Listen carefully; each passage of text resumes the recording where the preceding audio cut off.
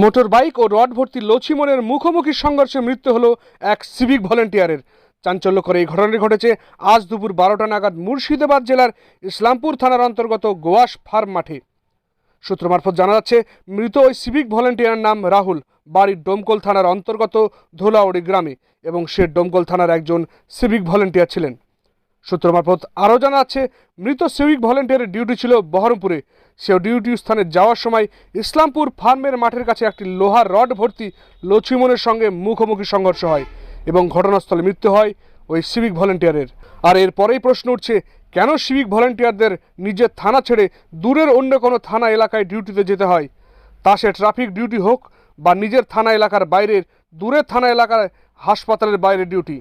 ঘটনাস্থল থেকে মৃতদেহ উদ্ধার করে নিয়ে যায় ইসলামপুর থানার পুলিশ।